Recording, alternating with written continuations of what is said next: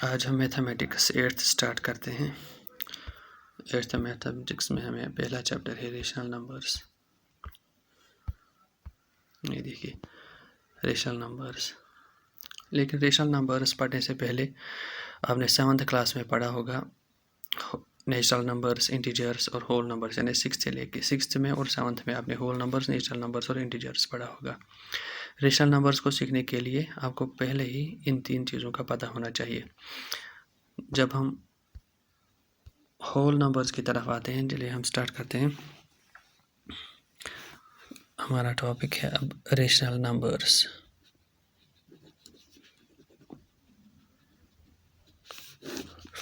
Actually एक सब topic है नंबर सिस्टम का, और नंबर सिस्टम में पहले पढ़ा जाता है होल नंबर्स, नेचुरल नंबर्स, इसी तरह इंटीजर्स। ये 3 चीज़ें हम 6th और 7th क्लास में पढ़ते हैं। होल नंबर्स हम उनको कहते हैं जो 0 से स्टार्ट हो के इन्फिनिटी तक चलते हैं नंबर्स, उनको हम कहते हैं होल नंबर्स। और नेचुरल नंबर्स आपको पता है जो 1 से स्टार्ट होते हैं, 1 2 3 4 इन्फिनिटी। और इंटीजर्स में सभी पॉजिटिव वाले भी आते हैं, पॉजिटिव 1 2 3 4, 0 भी, और -1 -2 -3 -4। यह आपने पढ़ा होगा 6th 7th 8th में। होल नंबर्स को या इंटीजर्स को पढ़ने के लिए ये नंबर सिस्टम में आपने पढ़े होंगे। अब इनका मैथमेटिक्स पढ़ने के लिए आपको इनका अर्थमेटिक्स पढ़ना होता है। यानी अगर आपको होल नंबर्स अच्छी तरह से पढ़ने हैं तो आपको इनका एडिशन सीखना है, इनका सब्ट्रैक्शन सीखना है, इनका मल्टीप्लिकेशन सीखना है, या इनका डिवीजन सीखना है वगैरह। तब जाके आप बोल सकते हैं कि आपने होल नंबर्स पढ़े हैं। जैसे अगर मैं फॉर एग्जांपल लेता हूँ 23, ये एक होल नंबर है, इसको प्लस करना है 12, ये भी होल नंबर है। तो 2 + 3 हो गया 5, 2 + 1 हो गया 3। यानी ये आपने सीखा होल नंबर्स का एडिशन कैसे करते हैं। इसी तरह सब्ट्रैक्शन भी, मल्टीप्लिकेशन भी, डिवीजन भी। जैसे मैं लेता हूँ होल नंबर्स का डिवीजन में लेता हूँ 60 / 5, 5 1 = 5, 6 और यहाँ आता है 6 में से 5 कटे तो 1 और यहाँ से 0 आएगा, 5 2 = 10। इस तरीके से यानी आपने होल नंबर्स का डिवीजन किया। इसी तरह से आप नेचुरल नंबर्स का भी करते हैं। यही 4 चीज़, यही अर्थमेटिक्स, यानी प्लस भी, माइनस भी, मल्टीप्लाई भी और डिवीजन भी, और एक्सपोनेंशियल भी आता है इसमें, तो वो भी आप कर सकते हैं इसमें। इसका मतलब ये है कि अगर आपको होल नंबर्स, इंटीजर्स को सीखना है तो आपको ये इसका अर्थमेटिक्स सीखना है। ये हम 6th 7th में पढ़ते हैं, और बहुत सारी चीज़ें इसके अलावा। इसी तरह इंटीजर्स का भी, जैसे मैं इंटीजर्स की एग्जांपल लेता हूँ। इंटीजर्स को अगर आपको पढ़ना है, लेकिन मैं पहले जैसे मैंने लिखा है -5 -7 20 0 100, ये सब के सब हैं इंटीजर्स। यानी इंटीजर्स में आते हैं माइनस वाले भी और प्लस वाले भी। अगर मैं करता हूँ -5 + 13, ये है इंटीजर्स का सम, क्योंकि -5 भी इंटीजर है और 13 भी इंटीजर है। लेकिन प्लस माइनस हो गया -13 में से 5 कटेंगे तो यहाँ से निकलेगा आंसर हमें 8, और ये भी है इंटीजर। यानी इंटीजर, एक इंटीजर को मैंने दूसरे इंटीजर के साथ ऐड किया तो वहाँ से हमें इंटीजर निकला। इसी तरह हम माइनस भी कर सकते हैं। जैसे मैं करता हूँ -6 -12 = माइनस हो गया +12 और 6 हो गए 18, यानी यहाँ से मुझे निकला -18। यानी ये है ऑपरेशंस ऑन इंटीजर्स। यानी ये मैं थोड़ा सा रिवाइव कर रहा था कि आपने पढ़ा होगा ये 6th और 7th में होल नंबर्स का, नेचुरल नंबर्स का और इंटीजर्स का हम कैसे अर्थमेटिक्स वगैरह करते हैं। अब इन 3 नंबर सिस्टम के बाद, यानी होल नंबर्स के बाद, नेचुरल नंबर्स के बाद और इंटीजर्स के बाद हमें आते हैं रेशनल नंबर्स। कैसे? ये होल नंबर्स के पहले हमारे पास नेचुरल नंबर्स थे, यानी हम पहले 1 से काउंटिंग करते थे, 1 2 3 4। तो फिर लेटर ऑन हमें ज़ीरो डिस्कवर हुआ। किस लिए? क्योंकि हमें कोई भी चीज़, यानी अगर हमारे पास कोई चीज़ नहीं होगी, यानी नथिंग होगा, उसको रिप्रेजेंट करने के लिए हमारे पास कोई सिंबल नहीं था, तो बाद में ये ज़ीरो डिस्कवर हुआ, तो जिसके ज़रिए से हम नथिंग दिखाते हैं।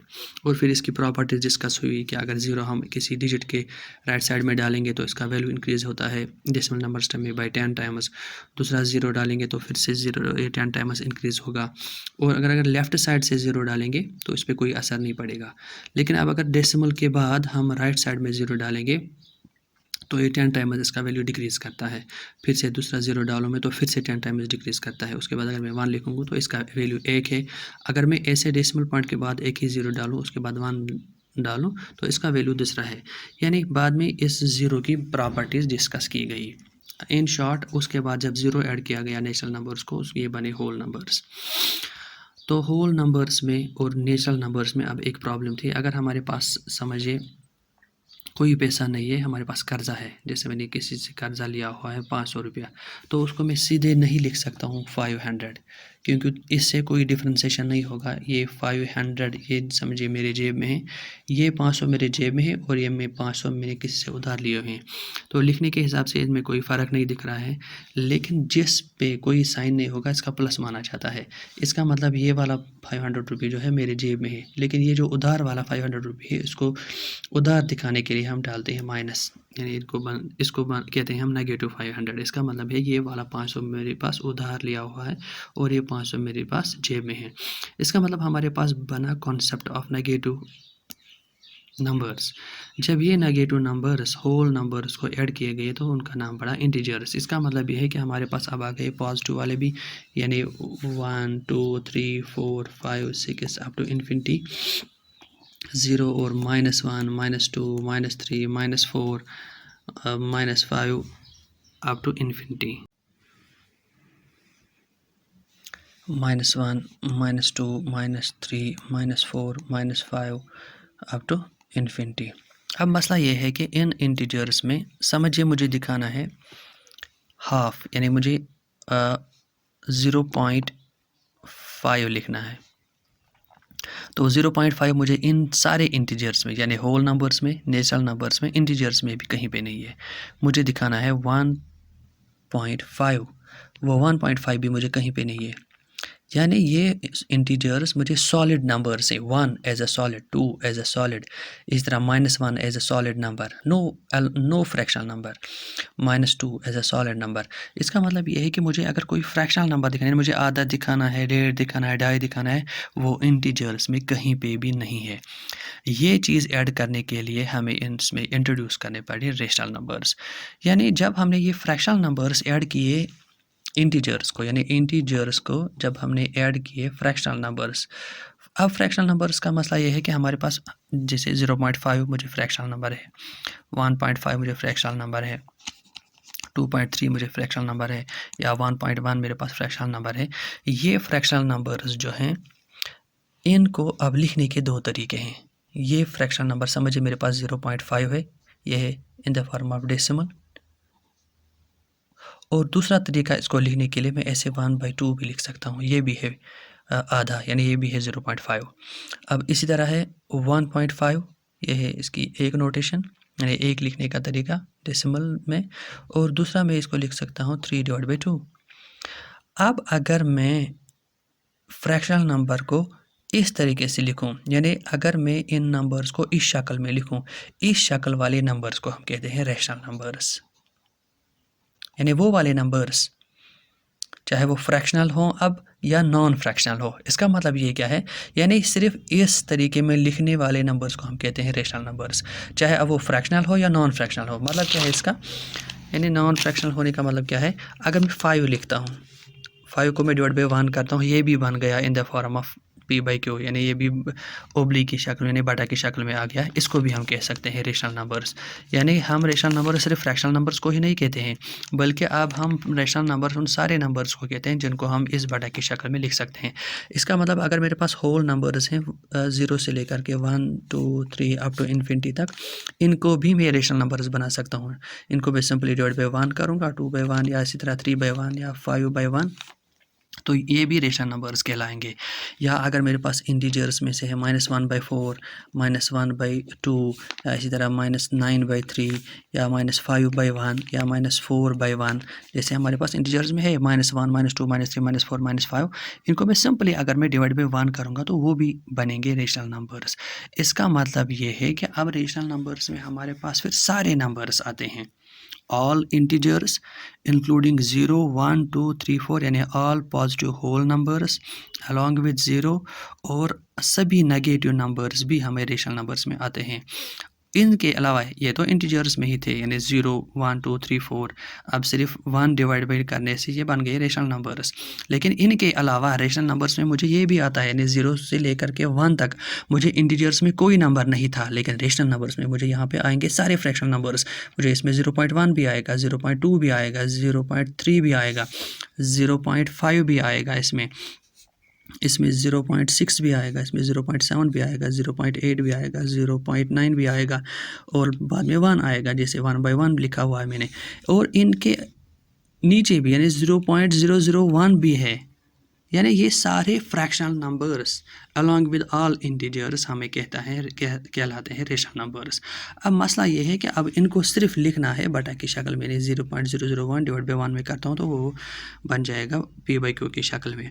इसका मतलब नटशल में अब हम क्या कहते हैं, रेशनल नंबर्स में फिर कौन से नंबर्स इंक्लूड होते हैं, यानी रेशनल नंबर्स में हमें होते हैं सारे integers include, 0 1 2 3 4 5 up to infinity, और -1 -2 -3 -4 -5 -6।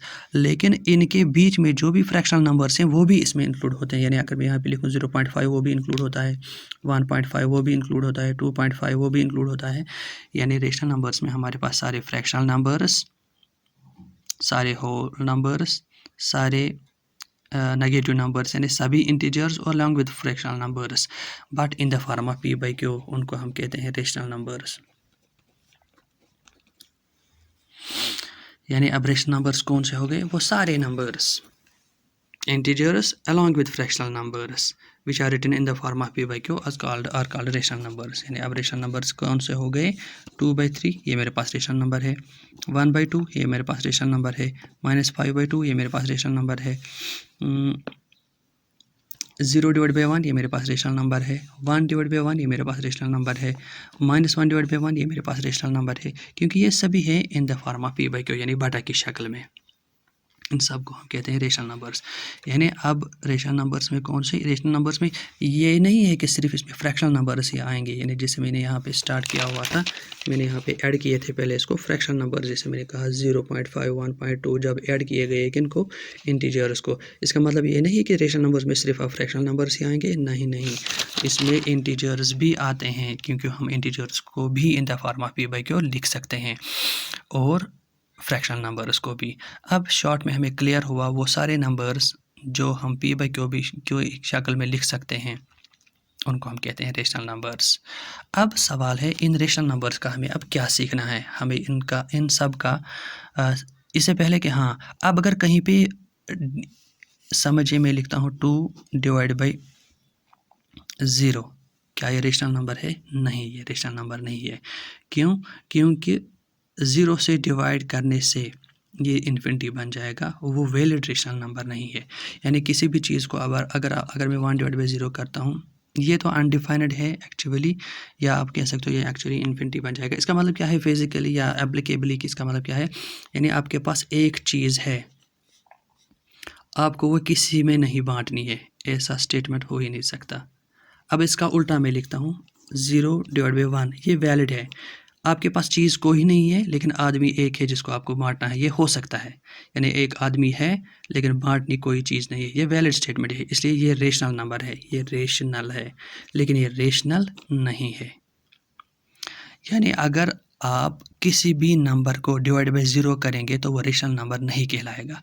इसलिए हम अब कैसे डिफाइन करते हैं रेशनल नंबर को, हम कहते हैं कोई भी नंबर जिसको हम p/q की शक्ल में लिख सकते हैं, लेकिन नीचे वाला q कभी भी, यानी p/q की शक्ल में ऐसे p/q, लेकिन q कभी भी 0 नहीं होगा, तब जाके ये रेशनल नंबर कहलाएगा।